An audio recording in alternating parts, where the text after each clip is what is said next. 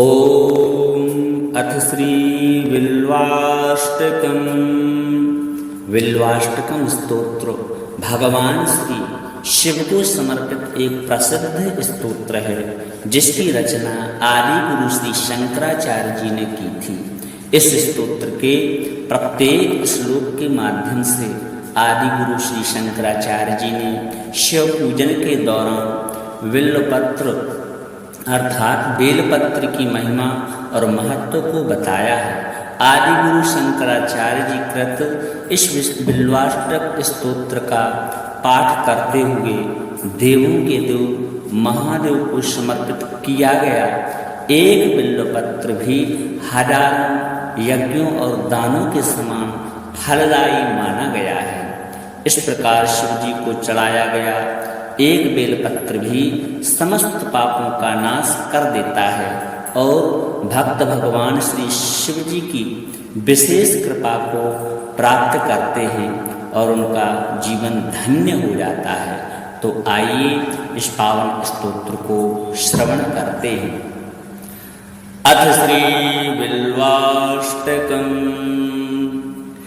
त्रिदलं त्रिगुणाकारं त्रिनेत्रं चात्रयायुधं त्रिजन्म पाप संहारं एकबिल्वं शिवार्पणं त्रिशाखैर्बिल्वपत्रैश्च यच्छिद्रैः कोमलैः शुभैः शिवपूजां करिष्यामि बिल्वपत्रं शिवार्पणम् अखण्डबिल्वपत्रेण पूजिते नन्दिकेश्वरे शुद्धयन्ति सर्वपापेभ्यो ह्येकबिल्वं शिवार्पणम् सालग्रां शिलामेकां विप्राणां जातु चार्पयेत् सोमयज्ञमहापुण्यम् एकबिल्वं शिवार्पणम् दन्तकोटिसहस्राणि वाजपेयशतानि च कोटिकन्या महादानं बिल्वपत्रं शिवार्पणम् लक्ष्म्याः स्तन उत्पन्नं महादेवस्य च प्रियं बिल्ववृक्षं प्रयच्छामि बिल्वपत्रं शिवार्पणम् दर्शनं बिल्ववृक्षस्य स्पर्शं पापनाशनम् अघोरपापसंहारं बिल्वपत्रं शिवार्पणम् मूलतो ब्रह्मरूपाय मध्यतो विष्णुरूपिणे अग्रतः शिवरूपाय बिल्वपत्रं शिवार्पणम् बिल्वाष्टकमिदं पुण्यं यः पठेत् शिवसन्निधौ सर्वपापविनिर्मुक्तः शिवलोकमवाप्नुयात्। श्रीशां सदाशिवार्पणमस्तु। त्रिदलं त्रिगुणाकारं त्रिनेत्रं चात्रयायुधं त्रिजन्म पाप संहारम् एकबिल्वं शिवार्पणम् त्रिशाखैर्बिल्वपत्रैश्च यच्छिद्रैः कोमलैः शुभैः शिवपूजां करिष्यामि बिल्वपत्रं शिवार्पणम् अखण्डबिल्वपत्रेण पूजिते नन्दिकेश्वरे शुद्धयन्ति सर्वपापेभ्यो ह्येकबिल्वं शिवार्पणम् सालग्रां शिलामेकां विप्राणां जातु चार्पयेत् सोमयज्ञमहापुण्यम् एकबिल्वं शिवार्पणम् दन्तकोटिसहस्राणि वाजपेयशतानि च कोटिकन्या महादानं बिल्वपत्रं शिवार्पणं लक्ष्म्याः स्तन उत्पन्नं महादेवस्य च प्रियं बिल्ववृक्षं प्रयच्छामि बिल्वपत्रं शिवार्पणं दर्शनं बिल्ववृक्षस्य स्पर्शं पापनाशनम् अघोरपापसंहारं बिल्वपत्रं शिवार्पणं मूलतो ब्रह्मरूपाय मध्यतो विष्णुरूपिणे अग्रतः शिवरूपाय बिल्वपत्रं शिवार्पणं बिल्वाष्टकमिदं पुण्यं यः पठेत् शिवसन्निधौ सर्वपापविनिर्मुक्तः शिवलोकमवाप्नुयात्। श्रीशां सदाशिवार्पणमस्तु।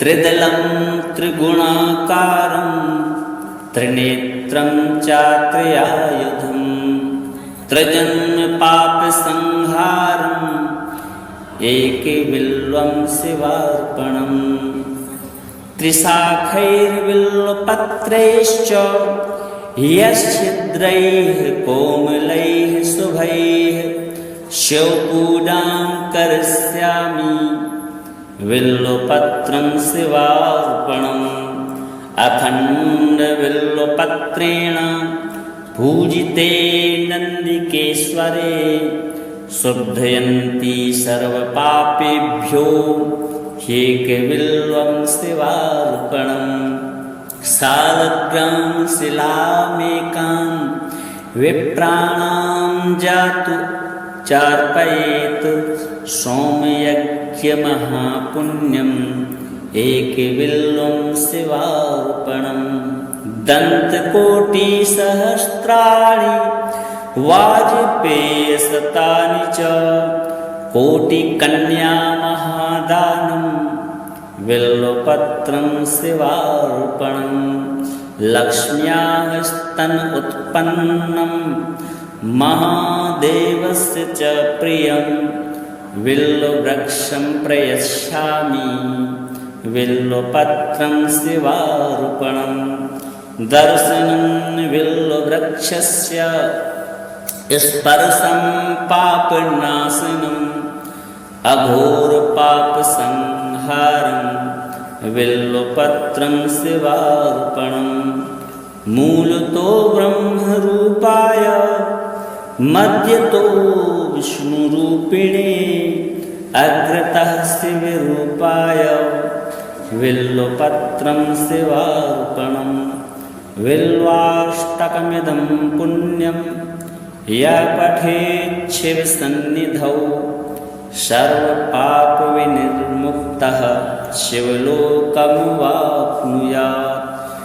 श्रीशां सदाशिवार्पणमस्तु।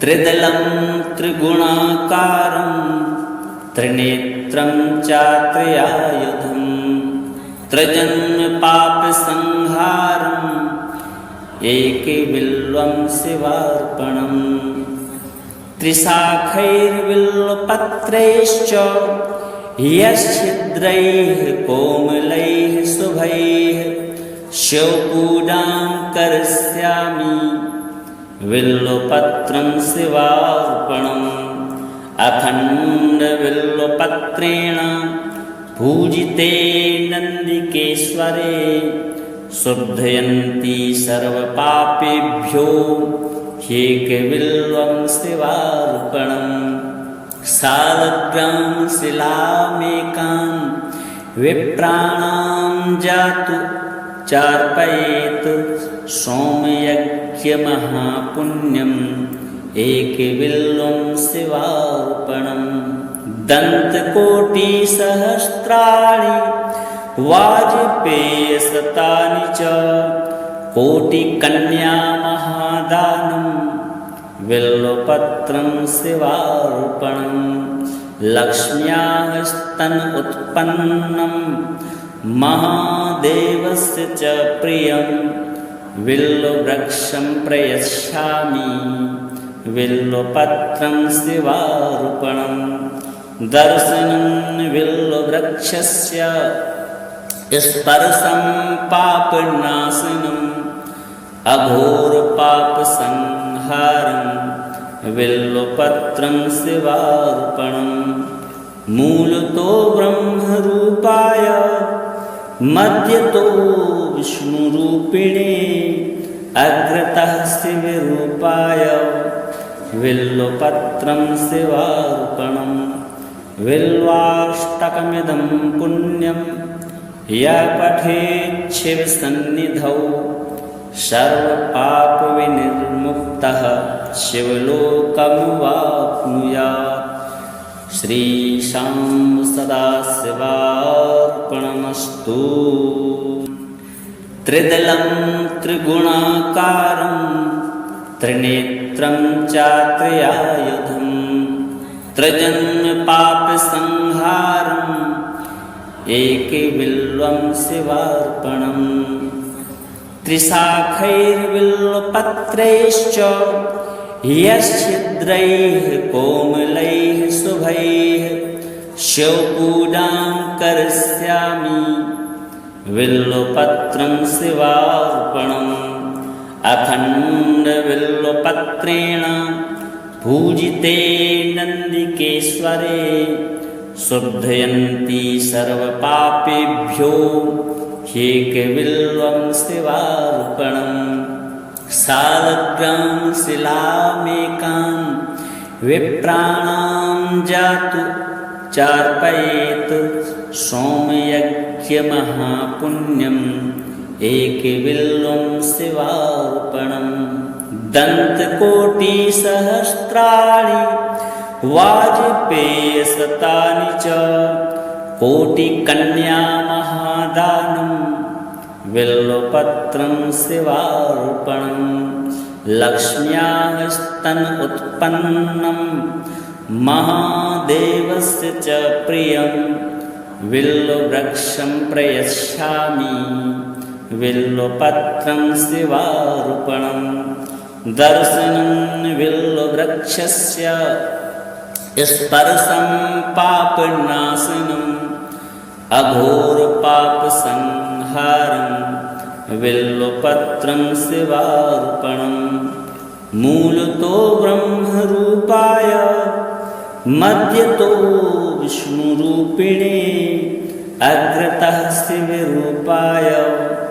बिल्वपत्रं शिवार्पणं बिल्वाष्टकमिदं पुण्यं यः पठेत् शिवसन्निधौ सर्वपापविनिर्मुक्तः शिवलोकमवाप्नुयात्।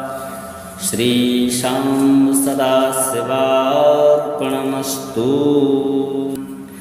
त्रिदलं त्रिगुणाकारं त्रिनेत्रं चात्रयायुधं त्रिजन्मपापसंहारम् एकबिल्वं शिवार्पणम् त्रिशाखैर्बिल्वपत्रैश्च यच्छिद्रैः कोमलैः शुभैः शिवपूजां करिष्यामि बिल्वपत्रं शिवार्पणम् अखण्डबिल्वपत्रेण पूजिते नन्दिकेश्वरे शुद्धयन्ति सर्वपापेभ्यो ह्येकबिल्वं शिवार्पणम् सालग्रां शिलामेकां विप्राणां जातु चार्पयेत् सोमयज्ञमहापुण्यम्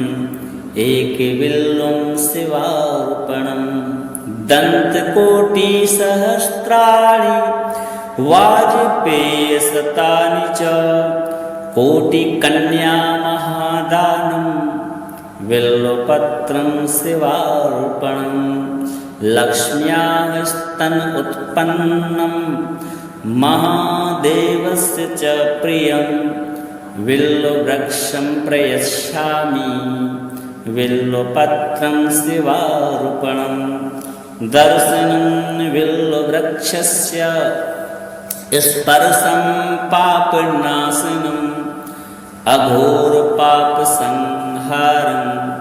बिल्वपत्रं शिवार्पणम् मूलतो ब्रह्मरूपाय मध्यतो विष्णुरूपिणे अग्रतः शिवरूपाय बिल्वपत्रं शिवार्पणम् बिल्वाष्टकमिदं पुण्यं यः पठेत् शिवसन्निधौ सर्वपापविनिर्मुक्तः शिवलोकमवाप्नुयात्।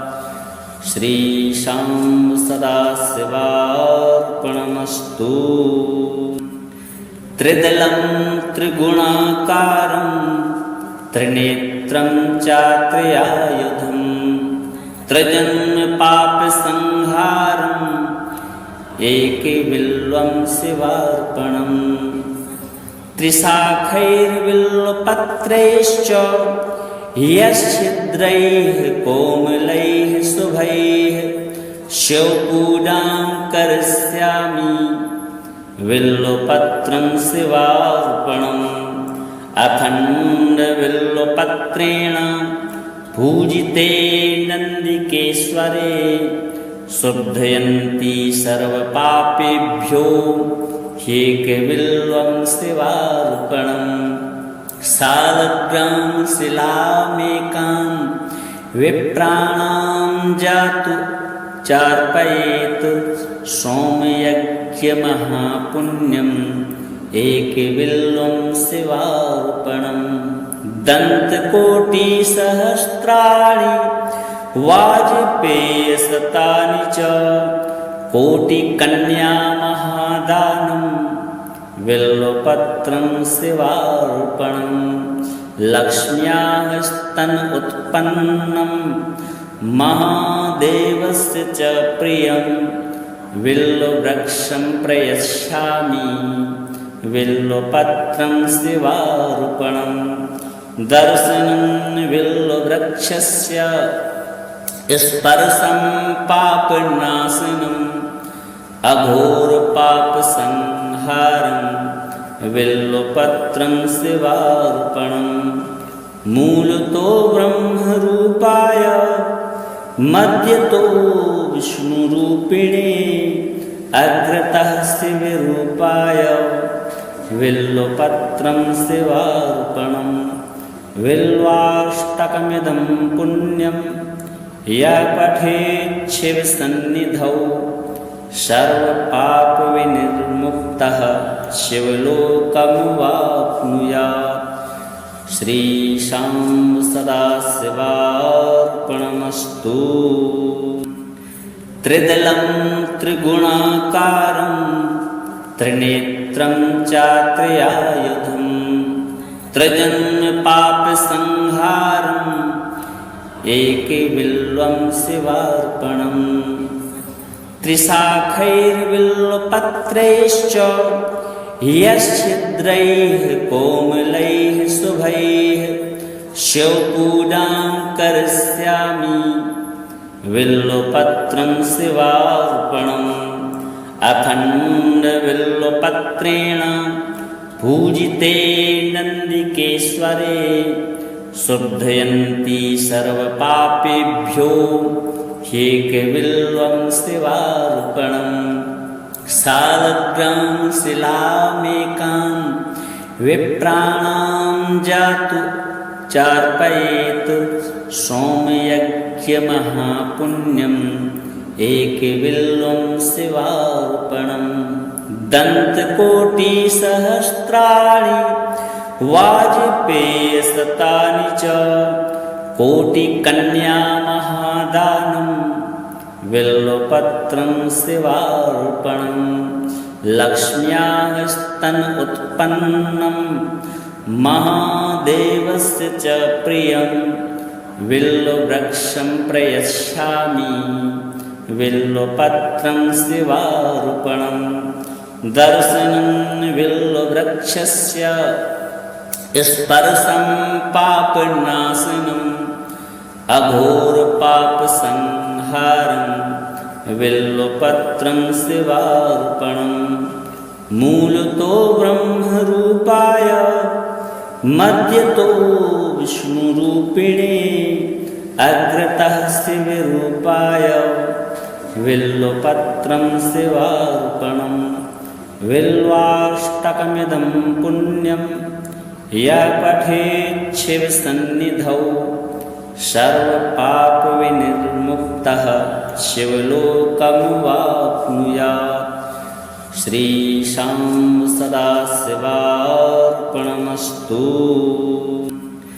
त्रिदलं त्रिगुणाकारं त्रिनेत्रं चात्रयायुधं त्रिजन्मपापसंहारम् एकबिल्वं शिवार्पणं त्रिशाखैर्बिल्वपत्रैश्च यच्छिद्रैः कोमलैः शुभैः शिवपूजां करिष्यामि बिल्वपत्रं शिवार्पणम् अखण्डबिल्वपत्रेण पूजिते नन्दिकेश्वरे शुद्धयन्ति सर्वपापेभ्यो ह्येकबिल्वं शिवार्पणम्। सालग्रां शिलामेकां विप्राणां जातु चार्पयेत् सोमयज्ञमहापुण्यम् एकबिल्वं शिवार्पणम्। दन्तकोटिसहस्राणि वाजपेयशतानि च कोटिकन्यामहादानं बिल्वपत्रं शिवार्पणं। लक्ष्म्याः स्तन उत्पन्नं महादेवस्य च प्रियं बिल्ववृक्षं प्रयच्छामि बिल्वपत्रं शिवार्पणं। दर्शनं बिल्ववृक्षस्य स्पर्शं पापनाशनम् अघोरपापसंहारं बिल्वपत्रं शिवार्पणं। मूलतो ब्रह्मरूपाय मध्यतो विष्णुरूपिणे अग्रतः शिवरूपाय बिल्वपत्रं शिवार्पणं। बिल्वाष्टकमिदं पुण्यं यः पठेत् शिवसन्निधौ सर्वपापविनिर्मुक्तः शिवलोकमवाप्नुयात्। श्रीशां सदाशिवार्पणमस्तु। त्रिदलं त्रिगुणाकारं त्रिनेत्रं चात्रयायुधं त्रिजन्मपापसंहारम् एकबिल्वं शिवार्पणम्। त्रिशाखैर्बिल्वपत्रैश्च यच्छिद्रैः कोमलैः शुभैः शिवपूजां करिष्यामि बिल्वपत्रं शिवार्पणम्। अखण्डबिल्वपत्रेण पूजिते नन्दिकेश्वरे शुद्धयन्ति सर्वपापेभ्यो ह्येकबिल्वं शिवार्पणम्।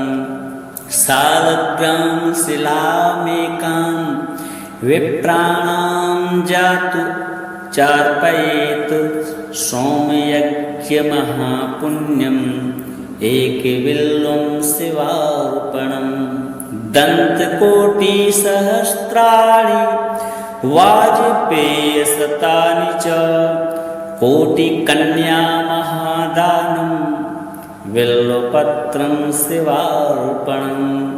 लक्ष्म्याः स्तन उत्पन्नं महादेवस्य च प्रियं बिल्ववृक्षं प्रयच्छामि बिल्वपत्रं शिवार्पणम्। दर्शनं बिल्ववृक्षस्य स्पर्शं पापनाशनम् अघोरपापसंहारं बिल्वपत्रं शिवार्पणं। मूलतो ब्रह्मरूपाय मध्यतो विष्णुरूपिणे अग्रतः शिवरूपाय बिल्वपत्रं शिवार्पणम् बिल्वाष्टकमिदं पुण्यं यः पठेत् शिवसन्निधौ सर्वपापविनिर्मुक्तः शिवलोकमवाप्नुयात्। श्रीशां सदाशिवार्पणमस्तु। त्रिदलं त्रिगुणाकारं त्रिनेत्रं चात्र्यायुधं त्रिजन्मपापसंहारम् एकबिल्वं शिवार्पणम्। त्रिशाखैर्बिल्वपत्रैश्च यच्छिद्रैः कोमलैः शुभैः शिवपूजां करिष्यामि बिल्वपत्रं शिवार्पणम्। अखण्डबिल्वपत्रेण पूजिते नन्दिकेश्वरे शुद्धयन्ति सर्वपापेभ्यो ह्येकबिल्वं शिवार्पणम्। सालग्रां शिलामेकां विप्राणां जातु चार्पयेत् सोमयज्ञमहापुण्यम् एकबिल्वं शिवार्पणम्। दन्तकोटिसहस्राणि वाजपेयशतानि च कोटिकन्यामहादानम् बिल्वपत्रं शिवार्पणम्।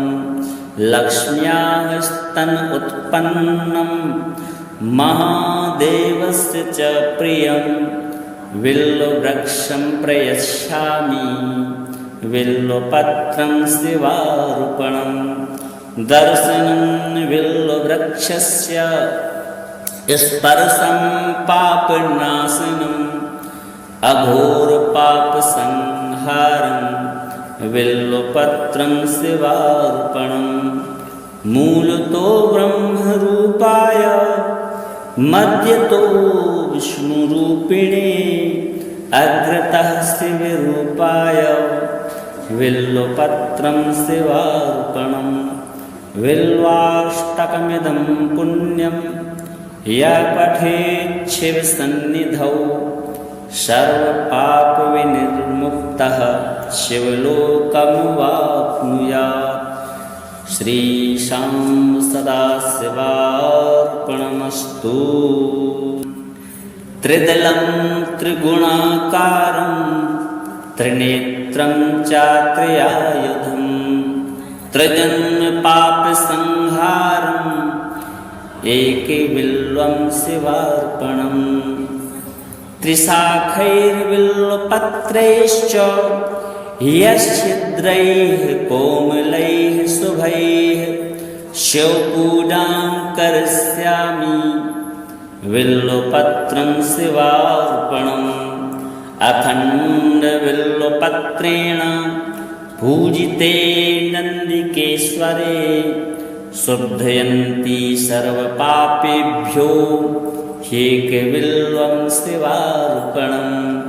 सालग्रां शिलामेकां विप्राणां जातु चार्पयेत् सोमयज्ञमहापुण्यम् एकबिल्वं शिवार्पणम्। दन्तकोटिसहस्राणि वाजपेयशतानि च कोटिकन्यामहादानम् बिल्वपत्रं शिवार्पणम्। लक्ष्म्याः स्तन उत्पन्नं महादेवस्य च प्रियं बिल्ववृक्षं प्रयच्छामि बिल्वपत्रं शिवार्पणम्। दर्शनं बिल्ववृक्षस्य स्पर्शं पापनाशनम् अघोरपापसंहारम् बिल्वपत्रं शिवार्पणम्। मूलतो ब्रह्मरूपाय मध्यतो विष्णुरूपिणे अग्रतः शिवरूपाय बिल्वपत्रं शिवार्पणम्। बिल्वाष्टकमिदं पुण्यं यः पठेत् शिवसन्निधौ सर्वपापविनिर्मुक्तः शिवलोकमवाप्नुयात्। श्रीशां सदाशिवार्पणमस्तु।